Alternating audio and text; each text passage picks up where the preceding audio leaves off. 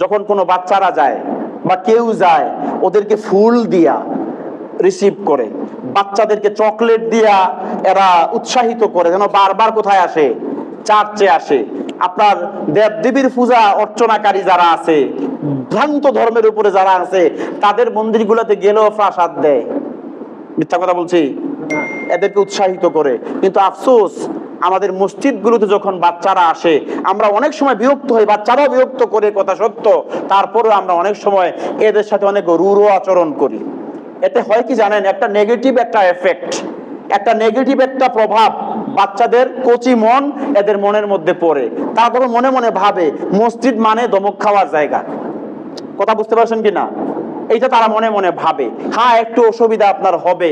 আজকে যেইভাবে মোবাইল ফোনের সাথে বাচ্চারা আপনার আসক্ত হয়ে গেছে, টেলিভিশনের সাথে, ইউটিউবের সাথে, গেমসের সাথে বাচ্চারা আসক্ত হয়ে গেছে, আগামীর দিনে আদৌ এই মুসলমান হয়ে মসজিদে আসবে কিনা আমরা বড় সন্দিহান। এটা আমরা অনেক বড় কনসার্ন এই ব্যাপারে। আগামীর দিনে মসজিদগুলোতে মুসল্লি ভরপুর থাকবে কিনা। মক্কা মদিনাতেও এই বাচ্চারা তাওয়াফ করতেছে, খেলা করতেছে, দুষ্টামি করতেছে, নামাজও চলতেছে, তাওয়াফও চলতেছে। একটু যদি আমরা এটাকে একটু স্বাভাবিকভাবে নেই, এখন যে বাচ্চারা বাবার হাত ধরে, চাচার হাত ধরে, দাদার হাত ধরে, বড় ভাইয়ের হাত ধরে মসজিদে এসে নামাজ পড়ে, এই বাচ্চাটা, এই ট্রেনিংটা, এটা তার আজীবন তার ভিতরে থাকবে। আমি তো এই কথা বহুবার এর আগেও বলছি যে আপনি যদি রসুনের ভর্তা দিয়া ভাত খান, তারপরে পোলাও, কুরমা, আপনার বিরিয়ানি, যা কিছুই খান, এরপরে ঢেকুরটা দিলে কিসের ঢেকুর আসবে ভাই? কথা কয় না? মানে জীবনে কেউ রসুনের ভর্তা খাইছে না? হ্যাঁ, রসুনের ঢেকুরটা আসবে না।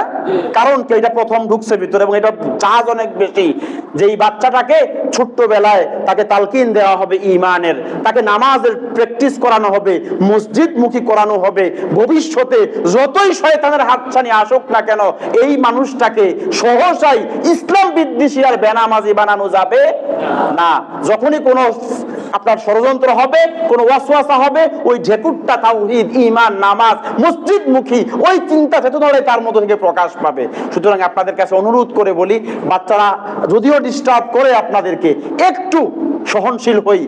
আমি চিন্তা করি আমার একটু ডিস্টার্ব হইতেছে, তো চিন্তা করলাম এই বাচ্চারা নামাজি হইলে যে আমি সহযোগিতা করি, বাচ্চারা নামাজি হয়, এর সওয়াব আমি পাবো না ইনশাআল্লাহ? আমরা কি চাই যে আমরাই মুসলমান থাকি, পরের প্রজন্মটা অন্য কিছু হয়ে যাক? আমরা চাই কিয়ামত পর্যন্ত গোটা পৃথিবীতে কালেমার পতাকা উড্ডীন হোক, কালেমার পতাকা পতপত করে উড়ুক, গোটা পৃথিবীর মসজিদগুলো নামাজে আপনার মুসল্লিতে সমাগম হোক, মুসল্লিতে ভরপুর থাকুক, মসজিদগুলো আবাদ হোক। আমরা চাই না? এটা চাইলে এই মসজিদমুখী করতে হবে শিশুকাল থেকেই। আবার শিশু বলতে যে বাচ্চা হামাগুড়ি দেয়, এরা আবার নিয়ে আসেন না। মোটামুটি পায়খানা পেশাব করে দিবে না, এতটুকু বুঝ হয়েছে, অন্তত বলতে পারতেছে আমার পায়খানার ব্যাগ হয়েছে, আমি পেশাব করবো, এই কথা বলতে পারে, এতটুকু সচেতন হয়েছে। এমন বাচ্চাদেরকে মসজিদমুখী করবেন, উৎসাহিত করবেন, ধমক দিবেন না, না বুঝাবেন যে আল্লাহ গুনাহ দিবে, তুমি এটা করলে আল্লাহ তোমার উপরে নারাজ হবে, তুমি ভালোভাবে নামাজ পড়লে আল্লাহ খুশি হবে, এটা বুঝান। এটাও একটা দাওয়াতি কাজ। এরা আপনি মুসলমান বানাচ্ছেন, এটা দাওয়াতি কাজ। একটু নিজেকে একটু কন্ট্রোল করি, আমরা একটু নিজেকে সংযত করি, ইনশাআল্লাহ একটা মসজিদমুখী সমাজ প্রতিষ্ঠিত হবে।